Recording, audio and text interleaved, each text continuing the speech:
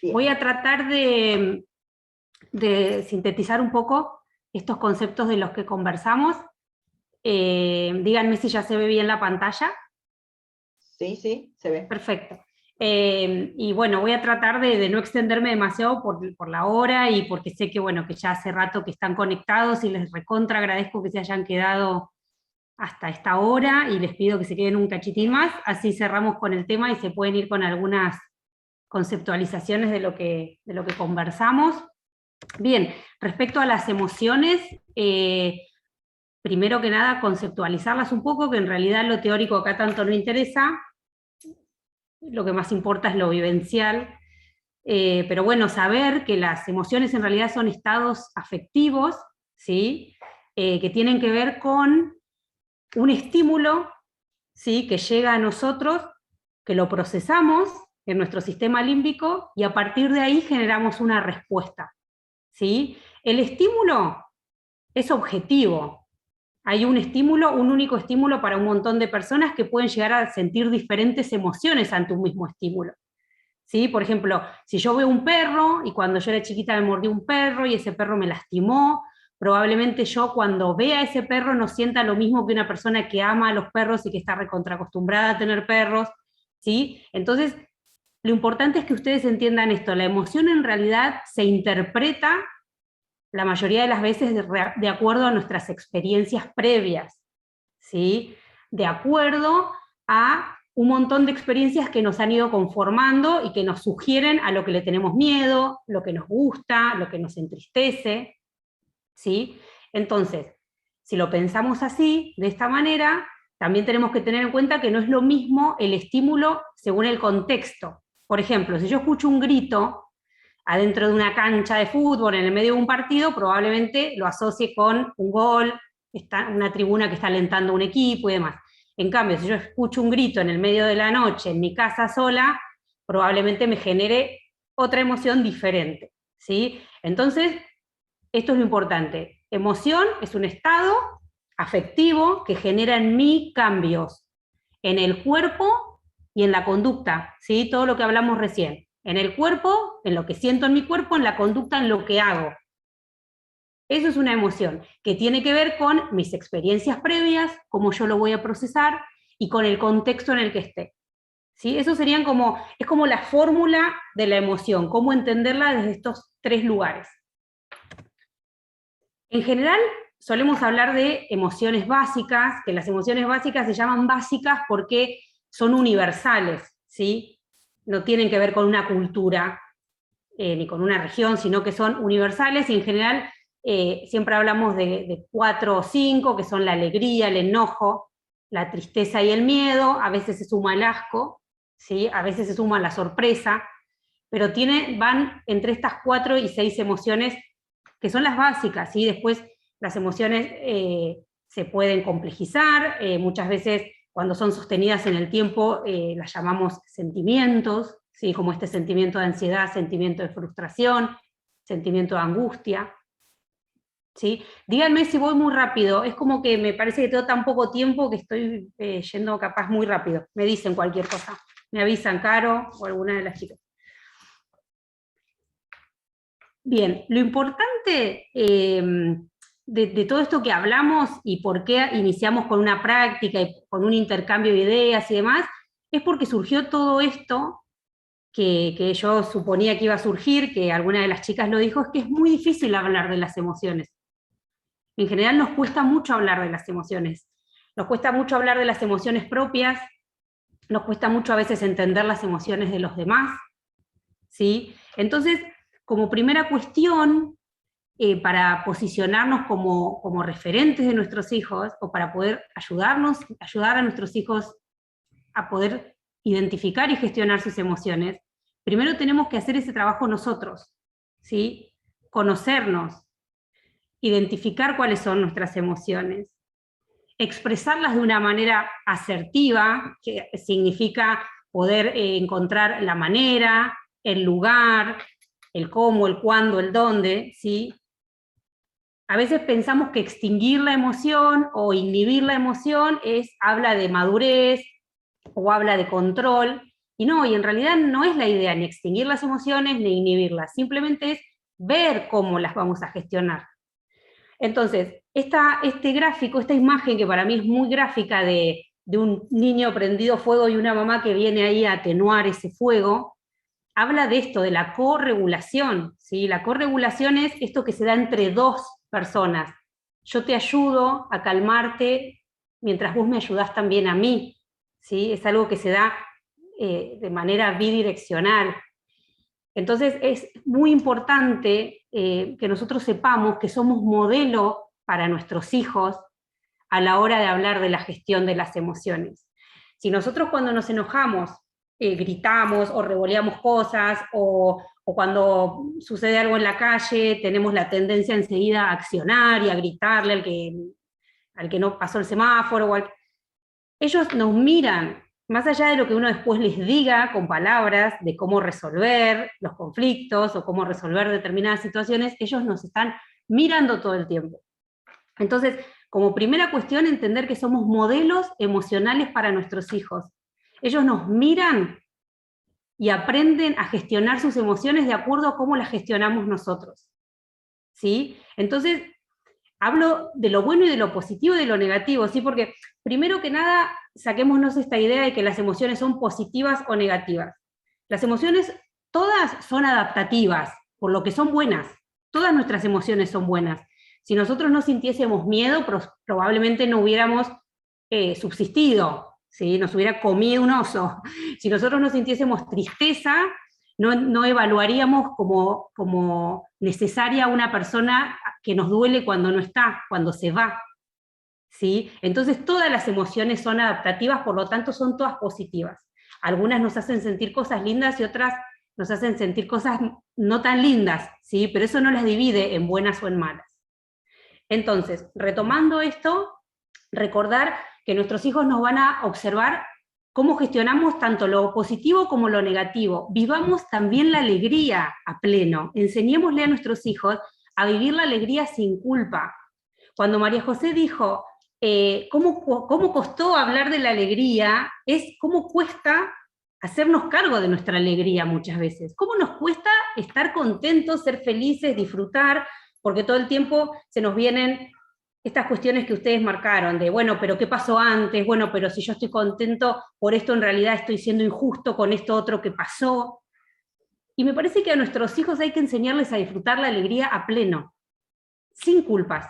¿Sí? Si yo estoy feliz con esta situación que estoy viviendo ahora, en este presente, en este lugar, lo disfruto a pleno, sin estar pensando en cómo llegamos a esta alegría. ¿Sí? Y lo mismo con las emociones que tienen que ver con cuestiones más displacenteras, el enojo, la tristeza. Somos modelo para nuestros niños y eso siempre lo tenemos que recordar porque nos va a condicionar en nuestra forma de manejarnos, ¿sí? Por otro lado, y es súper importante en esto de la corregulación, que aprendamos cuándo y cómo gestionar la emoción. En pleno brote emocional, solamente nos queda contener y conectar con eso que pasa. Yo te entiendo que estés re enojado porque se te rompió tu juguete preferido, yo entiendo de que estés triste porque tu amiga te bloqueó en el celular, pero ahí contengo y pongo una palabra. Cuando estoy con el sistema límbico a pleno, cuando las emociones están estalladas, no hay lugar para la reflexión, porque la reflexión implica otra parte del cerebro, que es el lóbulo prefrontal, que en ese momento está totalmente apagado. Entonces, si yo insisto en que mi hijo reflexione sobre lo que pasó y por qué lo tendría que haber hecho distinto, y que mamá cuántas veces te dijo que no era así, y que con papá siempre te decimos que vos... Ahí, en ese momento, es un montón de palabras que generan más tensión y que probablemente reboten en un cerebro que en ese momento no está disponible para recibir toda esa información. Entonces, en el momento del brote emocional, contengo y conecto. Me parece que lo que te pasa es esto, estás enojado, en realidad es tristeza lo que tenés, o es un poco de frustración porque querías meter el gol y no pudiste. Conecto, solo eso. Y después, cuando la emoción baja, y cuando encuentro otro espacio de escucha con mis hijos, ahí sí reflexionamos.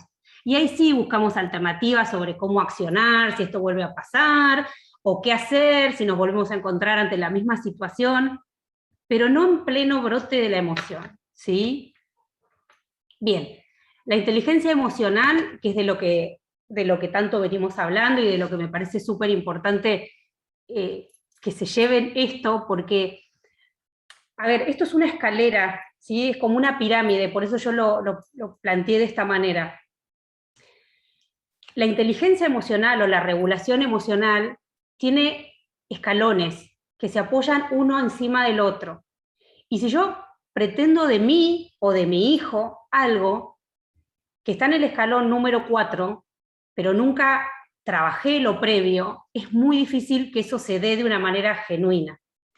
Entonces, muchas veces pasa que uno como papá pretende que nuestros chicos resuelvan problemas de manera adecuada, o que puedan estar en fútbol con otros chicos y no pelear, o decir lo que sienten de una manera acertada, y en realidad hay un montón de cosas que se tienen que dar antes. El primer escalón de la inteligencia emocional es el autoconocimiento.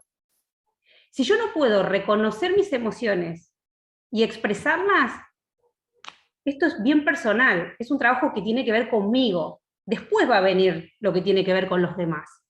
Pero si yo no reconozco y expreso mis emociones, todo lo demás va a ser muy difícil. Y el tema de la autoestima. A ver, a veces se relaciona la autoestima a conocer mis fortalezas, lo que me sale bien. La autoestima tiene que ver con reconocer mis fortalezas y mis debilidades, como para saber cómo afronto yo una situación. Si yo conozco mis fortalezas, las voy a usar para resolver una situación. Pero si conozco mis debilidades, también voy a saber cómo evitar ir por ahí, porque sé que esa es mi debilidad. Voy a saber cómo compensar mis debilidades. Voy a saber cómo tratar de pasarle la posta a otro, a mi pareja, a alguien de mi familia, cuando me doy cuenta que lo que sucede tiene que ver justo con algo que toca una de mis debilidades. Entonces la autoestima es conocerme, con lo bueno y con lo malo, ¿sí? Eso sería el autoconocimiento. Después viene el escalón 2, que se apoya en el autoconocimiento, que tiene que ver con el autocontrol. Que, insisto, no significa en extinguir, no es no digo lo que me pasa. Autocontrol a veces se asocia a lo siento, pero no lo digo, me callo la boca, no voy a generar un conflicto tirando esto que me pasa. No, es gestionar lo que siento de una manera adecuada. Yo primero lo identifico, trato de buscar alternativas de cómo resolverlo, y ahí trato de expresarlo, o ahí trato de resolver eso que se dio. Puede ser una emoción que dura un ratito, o puede ser un sentimiento prolongado que se está instalando en mí o en mi familia, pero tengo que conocerme para poder encontrar herramientas de autocontrol. Tengo que saber cuáles son, primero, mis emociones, y segundo, mis debilidades y mis fortalezas, ¿sí? Recién en el tercer escalón empezamos a hablar de terceros. Por eso miren lo importante y por qué yo les insistí hoy en hablar primero de nosotros y no ir directamente a hablar de nuestros hijos, ¿sí? Porque hay un trabajo que tiene que ver con uno primero. Recién en el tercer escalón empieza la conciencia social, que es esto de reconocer que hay otro que tiene emociones, que pueden ser distintas a las mías, que probablemente en muchas circunstancias sean opuestas, no solo distintas a las mías. Y acá entra un concepto muy importante, que es el de empatía, que seguramente lo deben haber escuchado, que significa poder ponerme en el lugar del otro, poder sentir lo que el otro está sintiendo sin haberlo vivido. Y la empatía nos abre la puerta a vínculos sumamente saludables, porque tiene que ver con respetar lo que al otro le pasa, aunque para mí sea una pavada, o aunque a mí me parezca que no amerita, que vieron que uno a veces dice, pero ¿te parece tan grave? O no me parece que te tengas que poner así por esa pavada. Entonces, respetar la realidad psíquica de las personas, que muchas veces no es la misma realidad real de todos, ¿sí? La valoración que cada uno le da al evento que ocurre, acuérdense que tiene que ver con un montón de cuestiones internas. Entonces, nuestra valoración no tiene que ser necesariamente la misma que la de la persona que yo tengo al lado, ¿sí? Bien, después todo lo que tiene que ver con las habilidades sociales, que ahí ya tiene que ver con cómo me vinculo con las otras personas, la escucha activa, esto de escuchar genuinamente a los demás, de poder responder a eso que el otro vino y me dijo, y no, bueno, no, realmente un diálogo, una búsqueda de resolución de los conflictos, una actitud cooperativa, colaboradora, sobre todo en las familias, ¿sí? Donde podamos encontrar consensos, donde podamos todos cooperar, pero qué importante es, lo primero, el autoconocimiento y el autocontrol. Si yo conozco mis fortalezas, las puedo combinar con las de mi familia y saber cuándo te tengo que pasar la posta, ¿sí? Y bueno, después la toma de decisiones responsable, que tiene que ver con esto de trascender lo que me hace bien a mí, buscando lo que nos hace bien a todos, ¿sí? Entonces, la toma de decisiones responsable habla de una madurez emocional que es muy difícil de conseguir, porque muchas veces uno tiene que dejar de lado el bien propio o el placer propio para poder encontrar un punto de bienestar de todos, sobre todo de la familia. Entonces, bueno, miren todo lo que tiene que suceder antes para que esto se dé de una manera genuina. Y uno a veces pide ese último escalón sin haber chequeado los anteriores. Por eso a veces es tan frustrante decir, pero ¿por qué no se da esto? No se da porque hay un montón de cosas que quizás faltan, previas, ¿sí? De autoconocimiento, de autocontrol, de conciencia social, de saber lo que le pasa al otro. Bien.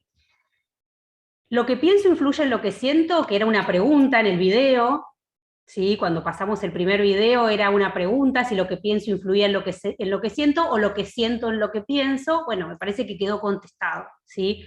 Es lo que pienso lo que genera mi sentir, ¿sí? La interpretación que yo hago de esa realidad, la interpretación que yo hago de ese estímulo que ingresa, es lo que va a terminar generando mi emoción. Por eso es tan importante, y es algo que todos los psicólogos siempre trabajamos, el tema de la reevaluación cognitiva. Poder intentar pensar de otra manera esa situación que me da miedo, esa situación que me genera mucho enojo, esa situación que me da tristeza. Decir, bueno, a ver, ¿y si lo pienso de otra manera? Ejemplo del perro. Bueno, ¿y por qué el perro me tiene que morder? Si no es el mismo perro que me mordió cuando yo tenía 5 años. Si parece bueno, es un perro del vecino. Reevaluar cognitivamente eso que yo tengo instalado como una realidad y como mi verdad, y permitirme pensarlo distinto. ¿Por qué tendría que volver a suceder? Entonces, cuando yo me pregunto me planteo una reevaluación cognitiva, mis emociones también cambian. Porque ya dejo de tener miedo para pasar a tener, al menos, bueno, la incertidumbre de lo que pueda suceder, permitirme que quizás la duda de que quizás esto no suceda, y con el tiempo darme cuenta de que en realidad no sucede. Pero para eso lo tengo que afrontar muchas veces y darme cuenta que no sucede, porque si no, ¿qué hacemos? Ante la emoción, por ejemplo, del miedo, huimos. Y cada vez que huimos, nuestro miedo se hace más grande, porque no nos animamos a enfrentarlo. Entonces termina pasando eso. No nos damos la oportunidad de saber si realmente es así como nosotros fantaseamos. Entonces ahí el que gana es el miedo, porque no le damos batalla, ¿sí? Bien, ustedes de manera maravillosa pudieron identificar todas las partes del cuerpo en las que sentimos la emoción. Este es el dibujo de una paciente mía que me mostró en todas las partes del cuerpo donde sentía la ansiedad. Y bueno, ustedes dijeron que la ansiedad era como una mochila que nos tomaba todo el cuerpo. Bueno, me parece que mi paciente está de acuerdo con ustedes porque marcó casi todas las partes de su cuerpo, y esto de que el cerebro se me pone como una nube y no me deja pensar, mis pulmones se achican y no puedo respirar.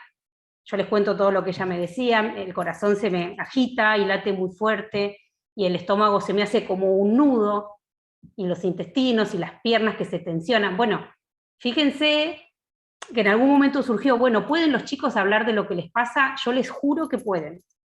Pueden identificar lo que les pasa, en qué parte del cuerpo, qué pensamiento se los generó, pero hay veces que hay que poder darles el lugar, la estrategia, el modo, pero pueden, ¿sí? Y una cosa que me parece importante es el vocabulario emocional, que nosotros como papás, yo lo hablo también mucho con los maestros cuando voy a las escuelas, darles a los chicos mucho vocabulario emocional, porque siempre es contento, triste, o enojado, y no pueden hablar de frustración, no pueden hablar de nervios, no pueden hablar de celos, no pueden hablar de envidia, pero porque no tienen el bagaje conceptual para hacerlo. Y eso es algo que le tenemos que ofrecer como papás, hablar, ponerle palabras a un montón de cosas que nos pasan. Si no, todo termina en la dicotomía de contento, enojado. Y hay tanto gris, ¿sí? Y a su vez, si yo conozco todos esos grises, también conozco todas las otras alternativas que tengo para resolver. Porque si yo todo lo voy a resolver en función del enojo, probablemente muchas queden afuera, ¿sí?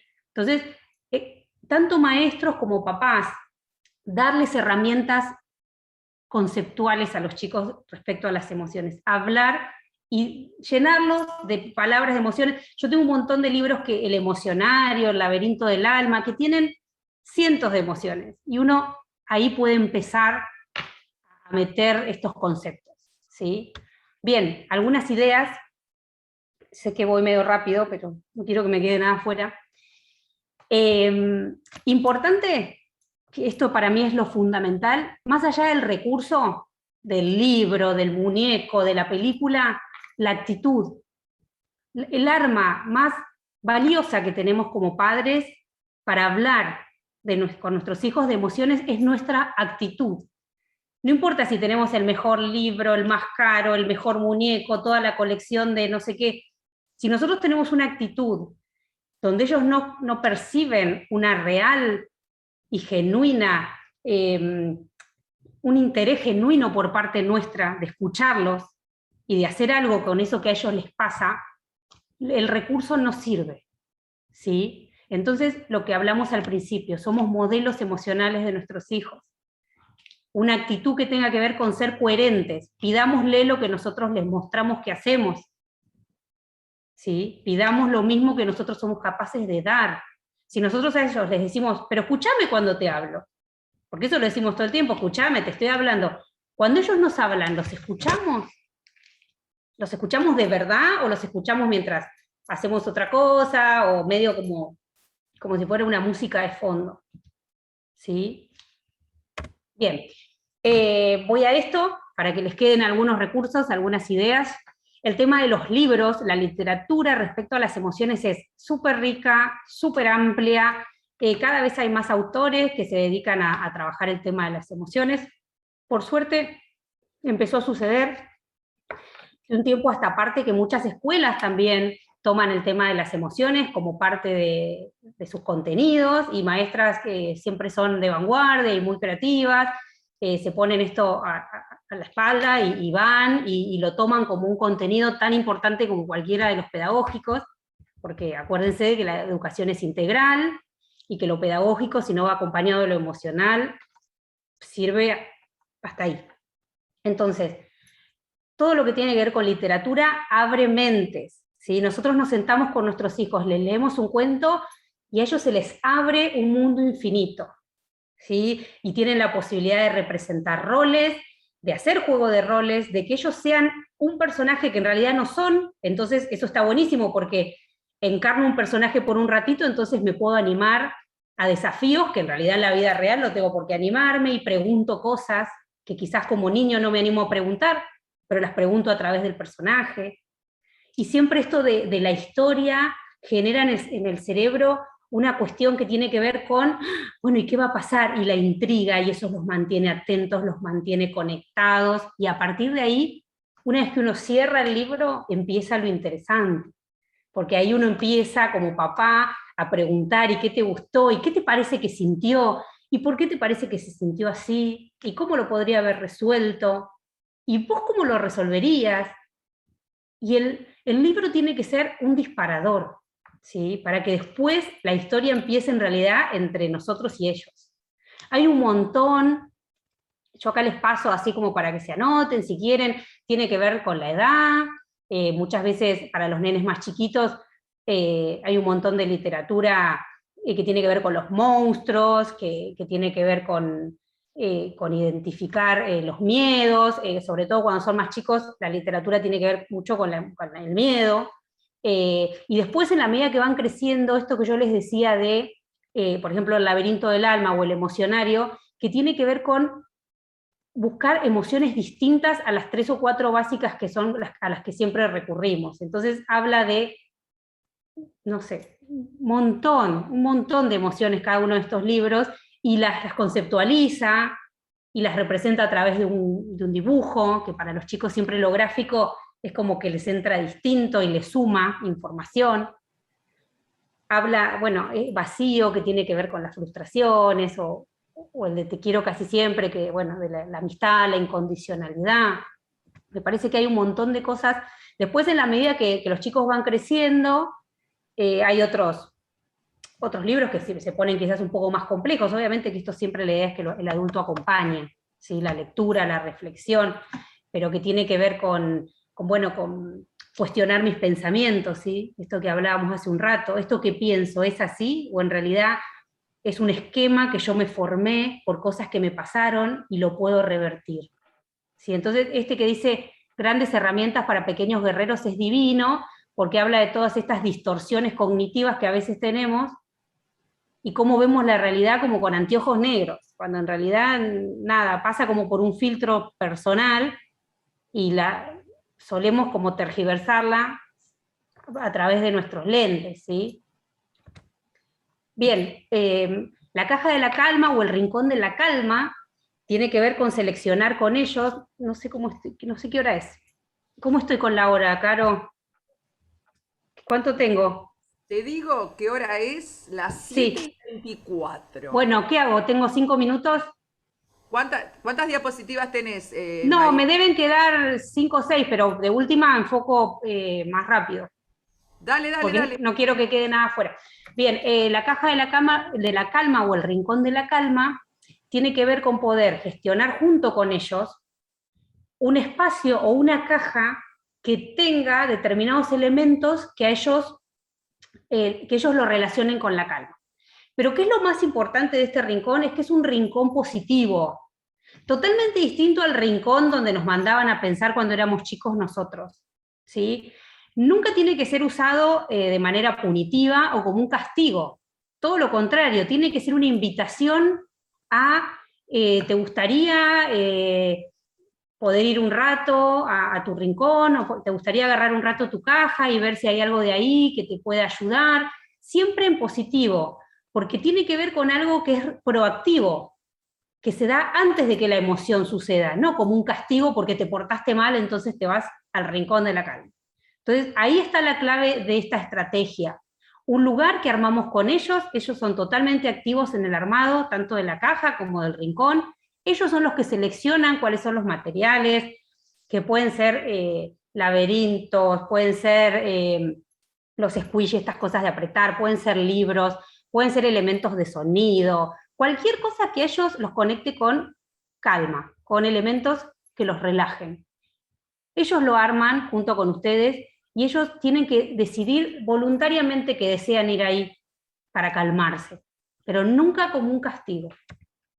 Bien, después hay películas, hay series, por suerte también la cinematografía está al servicio de las emociones hace rato, entonces está bueno como plan de domingo, en familia, generar todo esto de, bueno, unos pochoclos, sillón, miramos una peli en familia, y cuando termina la peli podemos hablar de esto, de los personajes, de qué te parece que le pasó, de qué te pasa a vos cuando ves esto, ¿sí? Porque muchas veces somos espejo de eso que estamos viendo, y a nosotros se nos replica distinto, nos moviliza cosas distintas. Está bueno que generar estas cosas en familia de, ¿y a vos qué te pareció? Porque a mí me pareció esto. Obviamente hay pelis más animadas, como para los más chicos, después hay muchas series para los adolescentes, o los chicos quizás no tan chiquitos, porque las series, sobre todo por el nivel de comprensión, está bueno que las vean los chicos con los adultos, como para acompañar un poco y explicar algunas cosas que pueden quedar ahí como a la deriva, y obviamente la serie no engancha tanto a los chicos más chiquitos, sí los dibujitos y las pelis animadas, pero hay de todo también. Después siempre todo lo que tiene que ver con lo artístico, lo que tiene que ver con pintar, con armar maquetas, con hacer máscaras, con hacer títeres. Yo en mi consultorio con los chicos armo máscaras de emociones, títeres de emociones, maquetas de emociones, o sea, todo, pero es amplísimo el universo. Me parece que, como dice acá bien el dibujo, nunca nada está mal, nunca nada se juzga, porque aparte no hay peor cosa para la creatividad que sentirse juzgada. La creatividad, cuando se siente juzgada, se paraliza y no crea más. Entonces siempre reforzando eso que ellos hacen y dándole para adelante. Después, todo lo que tiene que ver con las prácticas de atención plena, de relajaciones, de respiraciones, todo lo que hicimos, como la práctica que hicimos al principio, que tiene que ver con el conectar, con las posturas de yoga, que también nos conectan con nuestro cuerpo, con las meditaciones, todo eso está requete contra adaptado para los más chiquitos. Hay un montón de material que se puede trabajar re bien. Ni hablar todo lo que tiene que ver con sus muñecos, con sus figuras de acción. Cuando los chicos abren el juego simbólico, lo que nosotros llamamos el juego simbólico, ahí como adultos nos tenemos que meter y aprovechar todo eso que está sucediendo, toda esa trama, toda esa narrativa, para ver qué se expresa a nivel emociones en ese momento. Pescar y quizás después retomarlo. Porque muchas veces uno como adulto lee algo que sucede ahí en el juego, que en realidad tiene que ver con la experiencia previa del niño, con lo que le está pasando. Entonces en el juego es más fácil que todo esto surja, que en una conversación, ¿sí? Bien, ya estoy terminando.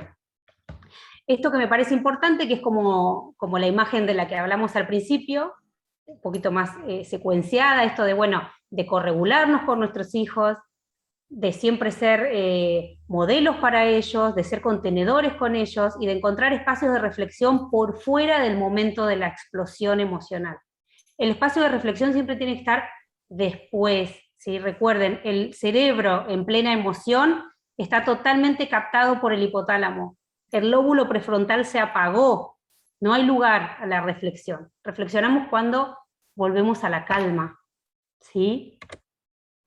Y hay veces que esto era como para modo reflexivo, que dice, entonces, ¿qué necesitas? Permiso para estar triste. Tiene que ver con que como papás respetemos las emociones de nuestros hijos, permitirles que las transiten.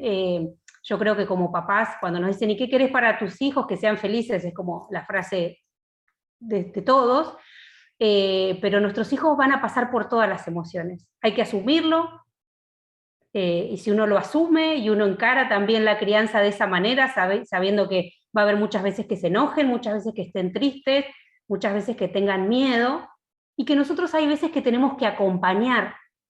No le evitemos a nuestros hijos las emociones negativas, no querramos ser siempre amortiguadores de las cosas malas que a ellos les pueden pasar, porque construimos personas, nos construimos como personas, con todas esas emociones. Todo el bagaje emocional que tenemos, cada uno con su historia, su narrativa, su edad, su experiencia, nos hizo los que somos ahora.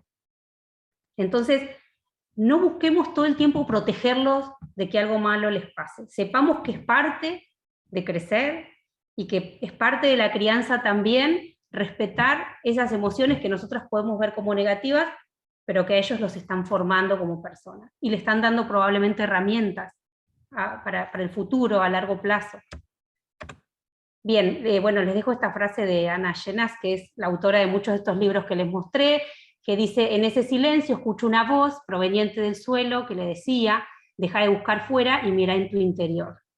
Todo el tiempo, y si se pueden quedar con esta idea, yo ya soy feliz, todo el tiempo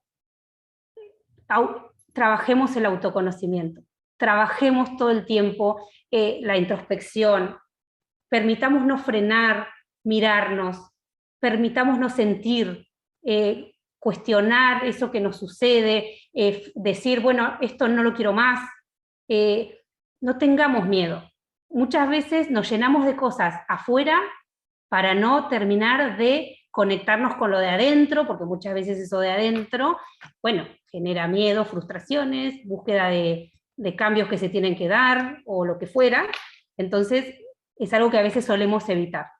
Pero conectémonos con nosotros. Es imposible conectarnos con los demás si no tenemos una conexión real y genuina con nosotros. ¿Sí? Bien. ¡Ay, terminé! Bien, ¿se fueron muchos ya? Espero que... No, mirá. No, tranquila, tranquila.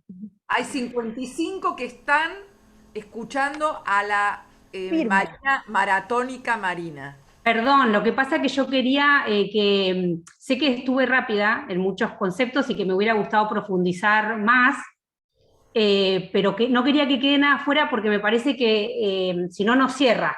Como que me imagino el que se fue antes, pobre, le habrán quedado como cabos sueltos. Entonces, nada, siempre hay para profundizar. Yo les puedo pasar mi mail si necesitan que les mande la bibliografía o todos estos libros que les mostraba, pero no quería que quede nada afuera. Y sé que hace 2 horas y media que están acá firmes, estoicos, así que nada, no quería extenderme y cansarlos y que se empiecen a ir. Así que No, bueno, pero quedó ahí todo medio condensado. sumamente interesante todo lo que planteaste, así que quienes se fueron es porque se tenían que ir, no por aburridos ni por nada por el estilo. Las expresiones de la gente en el chat son todas muy hermosas. Gracias, ahora las voy a leer. Dale, sí, sí, léelas, no te las Gracias. pierdas. Bueno, No sé si hay alguna pregunta. Sí, primero que nada, Marina, agradecerte, la verdad que sí, nos ha hecho recorrer todo un camino, y esto que yo me quedo por ahí mucho con esto de que hablábamos de que cuesta hablar de las emociones, también cuesta a veces dejarlas que se expresen esas emociones, y que todo esto que nos has contado y nos has dicho nos va a servir para seguir pensando y trabajando de acá en adelante con el tema de las emociones. Seguramente después vamos a estar subiendo en las distintas redes nuestras la bibliografía que nos dijiste y que nos recomendaste para que, bueno, todos puedan tenerlo a mano para ir buscándolos. Así que más que nada agradecerte tu tiempo, tu espacio, tu paciencia para todos con todos nosotros y tu escucha también a lo que cada uno pudimos trabajar en las salas. Agradecerle a todos los que han participado. Por cuestiones de tiempo vamos a dejar las preguntas para otro momento. La idea acá con la Keeper es volver a invitarte para el año que viene, así que anda preparándote, que te vamos a volver a invitar y ahí vamos a seguir con todo este espacio para que puedan preguntarte y hacerte todas las preguntas necesarias. No queremos olvidarnos con Caro de invitarlos, porque bueno, tenemos 2 invitaciones muy lindas para todos, ¿sí? Marina, vos también estás invitada. por supuesto. La primera es para el 16 de octubre. El 16 de octubre vamos a tener la presencia de la autora de Lobo no está, ¿sí? Es Jacquelina Romero.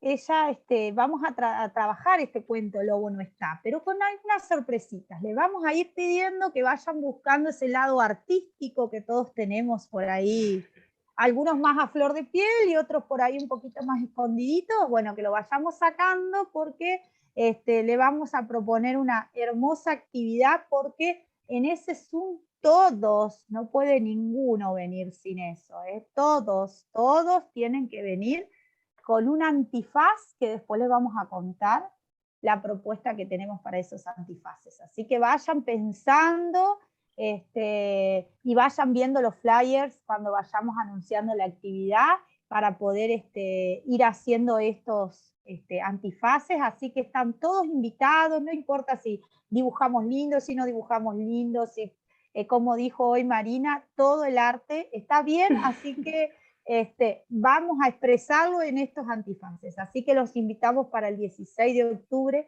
para este Zoom. ¿Sí? Que la idea es que entre todos podamos compartir este cuento. Y Caro tiene otra invitación.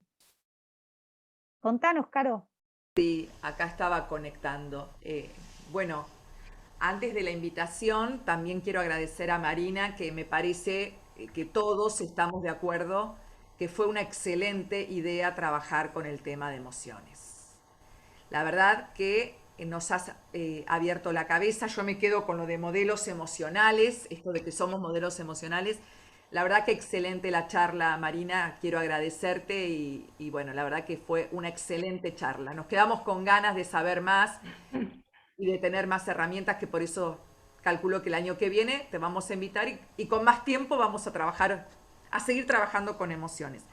En la invitación que dice Anaí del 16 de octubre también va a estar una narradora oral, que es Mabel Álvarez, de Bahía Blanca, así que también.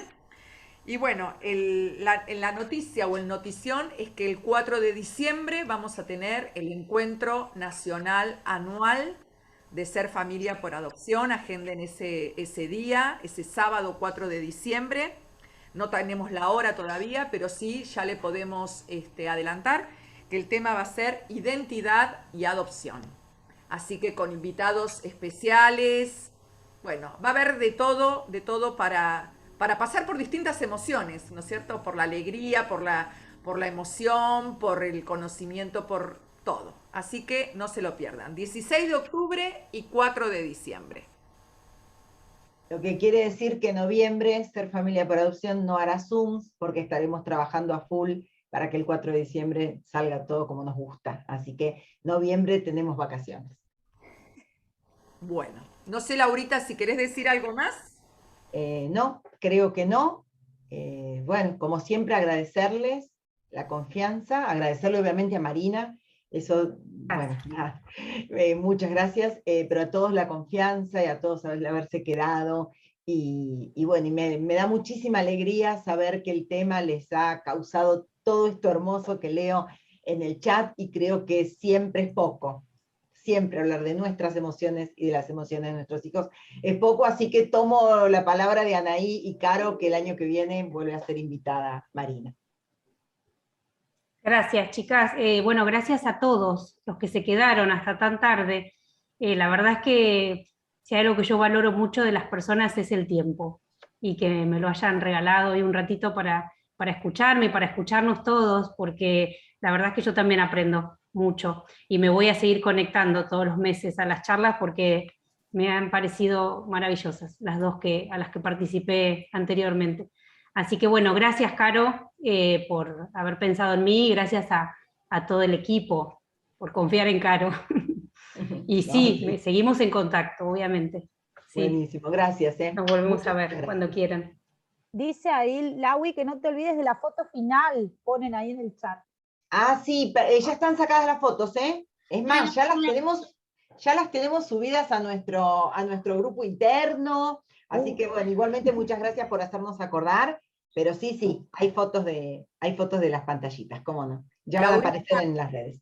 Sí. ¿Cuándo está la categoría habilitada, la nueva categoría? Ya está habilitada. Quería pedirle permiso a Marina, que me parece una buena, ahora que estamos estrenando esta categoría, que quizás podemos incluir tus recomendaciones, Marina, las fotitos que viste de tu Power, como recomendaciones de libros, que me parece que todos son, bueno, súper útiles. Totalmente, por supuesto. Buenísimo. Que sí, lo que les sirva. Buenísimo, gracias. Por supuesto. Muchas gracias. Bueno, chicas. Gracias a todos y a todas por conectarse. Chao, chicas. Yo voy a leer. Saludos para todas. Muchas gracias. Gracias. Gracias.